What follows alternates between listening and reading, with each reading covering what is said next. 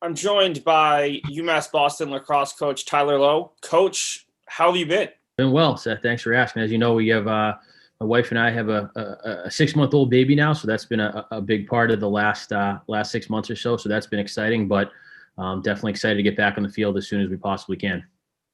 You and your staff have been very active in setting up Zooms and speakers to learn more about diversity within lacrosse and some other subjects. Can you talk about kind of the thought process behind your programming during COVID and what your guys have been able to get out of these sessions? We've talked to our guys a lot about being adaptable with everything going on. We control the things we can control, and we, as a staff, really feel like, we made these guys a promise and their families a promise in the recruiting process to, not just help them on the field, but really help develop them and develop young men of character who they can go out and make an impact in the world. And, although we can't do all the things that we want to do on the field just yet, hopefully pretty soon, we really feel like, the speakers give our guys an opportunity to kind of on a personal development side and have some conversations that way that we might not have the time to have, in a traditional season. One of the things I take a lot of pride in working at UMass Boston is, being the most diverse school in New England, one of the most diverse schools in the country, and really giving our student athletes, our lacrosse student athletes, an opportunity to be in an environment that's going to be similar to what they're like in the real world. A lot of colleges don't necessarily give their athletes or their students that same experience. And that's something that we take a lot of pride in. As far as topics, we had JB Spizzo, who's a leadership development coach who's worked with a number of NHL teams, most recently, I believe, the Florida Panthers. So he did a great job. And so he was someone who was very impactful for us, just in terms of kind of reinforcing some of the things we talk about in terms of, how we conduct ourselves on the field, how we conduct ourselves off the field, the mental toughness, the positive attitude, things that we talk a lot about on our side of things.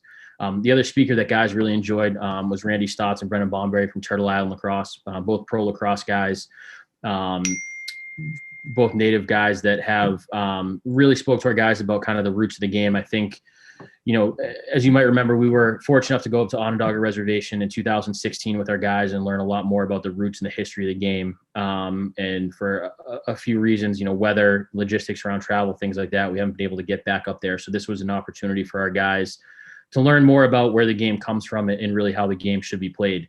One of the things that we hope to instill in our guys and hope to be a leader in it is how we make our sport more inclusive to communities that might not always have had an opportunity to play the game. And we hope that we can be part of the solution more than part of the problem in terms of how we recruit, how we comprise our roster. But beyond that, really having a group of guys that is passionate about, bringing the game to communities where it might not have a foothold, and giving guys an opportunity, guys and girls an opportunity to play the game that might not always have the game available to them or accessible to them at a young age.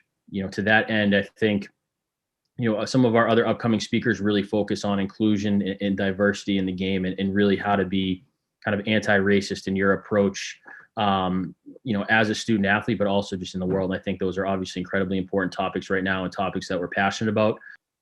COVID-19 cut short what looked to be one of the most promising seasons on the field in recent memory. You guys were 4-0 and putting up incredible offensive numbers. How difficult was it for you and the team to kind of let go, knowing that you had the chance to maybe put together a record-setting year? It was tough. It was definitely tough. Our guys on the field were doing everything that we'd asked of them, and we feel like it was really the culmination of a number of years of work and effort to put the guys together that can really play the type of game that we want to play and our staff wants to see on the field. The blessing is that we do have, most of those guys back for another shot at it this year. And so I think, as tough as it was and as difficult as it was to have the season cut short in that manner, I think it was, especially motivating for our guys, knowing, getting a taste of how successful we can be and how successful this group can be, to get back on the field, hopefully pretty quick here. This preseason is going to be incredibly short, especially towards your normal standards. How do you get your players physically ready to play a contact sport in such a short span? That's a good question. For us, we've kind of, we've thought a lot about kind of what we prioritize, what's important for us. And as a coach, it's difficult. We pride ourselves on being incredibly prepared We spend a lot of time focused on preparation opponent by opponent. And one of the things that I think is going to be a lot different this year is it's really more about us. I think there's what's been, I'm a big college football fan, and I study some of those programs and the coaches and how they handle things. And I think that it was great to see there's programs this fall that did a really good job of it and programs that didn't, or didn't do as good of a job. And I think, the game that I think back to is kind of that BYU Coastal Carolina game that I think was, put into motion 72 hours before they actually played, which is, kind of unheard of in college athletics. So, really kind of taking cues from that, understanding we need to be prepared as prepared as we possibly can, regardless of who the opponent is. But that being said, in terms of how to prepare guys to play contact sport, we're going to rely heavily on Jeff Ebbs, our strength coach, to kind of help guide some of the things we do in practice. And we're going to be pretty active in running practice plans by him and things like that. Because injury prevention is really kind of at the base of the pyramid, and conditioning kind of goes hand in hand with that. It's going to be tough. Guys have a challenge ahead of themselves. We've relied a lot on guys to get this work done on their own. The way we want to play the game, we rely on being a team that's fast, a team that's athletic, a team that is kind of relentless in how we're approaching the game. And if we're not in good shape, that's going to be tough. And so I think that's going to be something that we've relied on guys to spend a lot of time on their own, getting into the physical condition they need to be in, but it's going to be a huge focus once we're able to get back out there. That kind of leads into my next question in terms of the focus mentally. You've already talked a little bit about simplifying the game plan and focusing on you, but do you have to simplify the playbook as well to kind of make it easier on newcomers? Or is it just going to be a season where maybe you really have to be more reliant, especially early on some of your returners?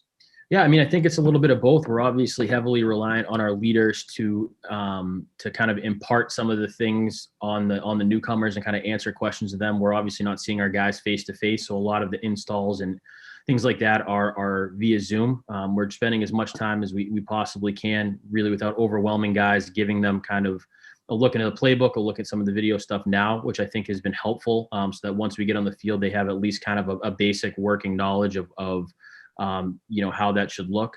But yeah, I think you're absolutely right. I think it's going to be more about our fitness level, more about our fundamentals, the things that, we need to think a lot harder about areas we need to sacrifice, because other areas might need a little bit more time or attention. And I think a lot of that comes from what the guys look like on day one of practice. We haven't coached. By the time we get on the field, we won't have seen these guys on the field in about a year. So it's hard to say what exactly our priorities are going to be until we can kind of assess where we are. With that, how do you attack a short season where typically you've got almost a month of non-conference games before conference? This year, you might not even have a non-conference game in there before you play that first conference game of the season. Yeah, I think it goes back to, it's just worrying about the things that we can control. I think you can kind of go down a rabbit hole of saying, okay, we're playing this team and they practice for 6 weeks and we're only going to practice for 3 weeks before we play them, and so on and so forth. And I think that's going to be, we've always been a program that relies pretty heavily on film and scouting and preparing our team for our opponent and the specific things our opponent does. But with COVID, what our opponent does might vary week to week as much as it does with us. So I think really turning the focus back on ourselves is going to be critically important, and making sure we're as prepared as we possibly can to play regardless of who the opponent is.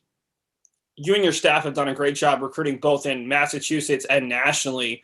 When you go out recruiting, what qualities are you looking for in prospective student athletes? Attitude and toughness are really the first aspect of it. We joke that, we compete in absolutely everything we do. We've had guys kind of, in our opening meetings, compete doing puzzles to see who can get them done the fastest. We really kind of instill a mindset that absolutely everything we do is a competition. And I think guys that really love to compete and hate to lose is the first thing that we look for. And truthfully, we got to see a lot of guys play in person, over the last few months, but I think that's been one of the tricky things about recruiting in this climate is we don't get to see guys in person as much as we would like to. So we're relying pretty heavily on which doesn't always tell the whole story. So we're relying pretty heavily on relationships and guys we trust in the coaching community to give us some feedback on what type of student athlete we're getting, what type of competitor we're getting. But that compete level and that toughness level is the first thing that we look for. Well, Coach, thanks so much for your time. Hopefully you like what you see on that first day of practice. We're certainly excited to see the lacrosse team back out there and hopefully having another strong campaign this spring.